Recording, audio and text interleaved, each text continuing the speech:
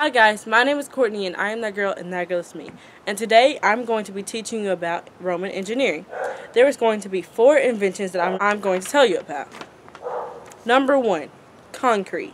Some of the first writings about concrete were made by famous scholar Pliny the Elder. He wrote about concrete made with volcanic ash and lime. You ask why they used this mixture or how they discovered this? I'm not completely sure, but I'm guessing it was something like this. Yo, Pliny, it's your turn. Truth or dare? Dare. I dare you to go to the volcano and get volcanic ash and mix it with the first fruit you see. I bet it explode. Even though this was a weird mixture, it worked great, especially underwater. And yes, I did say underwater. You ask why this worked well?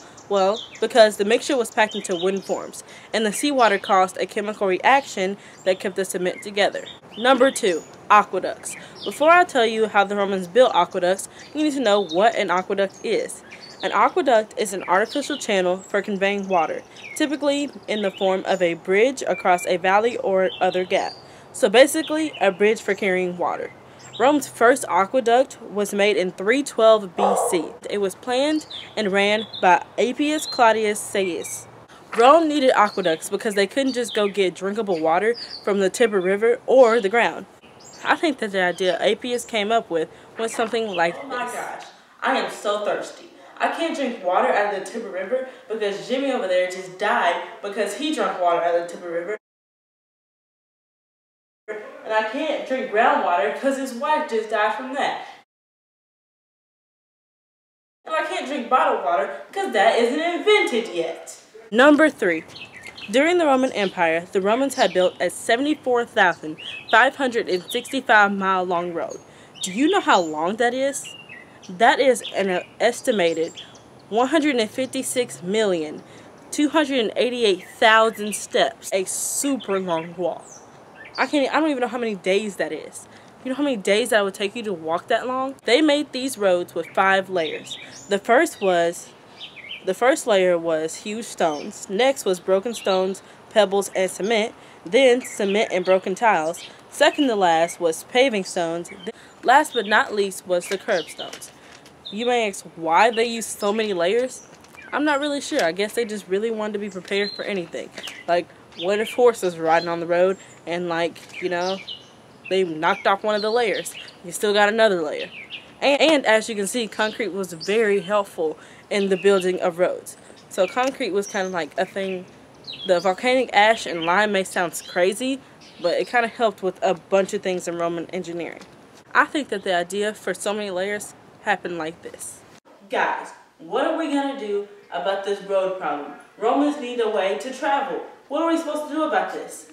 I think we should just do 1 layer of just huge stones because, like, dirt and stones go together. So we just put those together, it'll be fine. Well, I think that we should use broken stones, pebble, and cement because, you know, broken stones, they'll just make it easier to pack together, you know, maybe.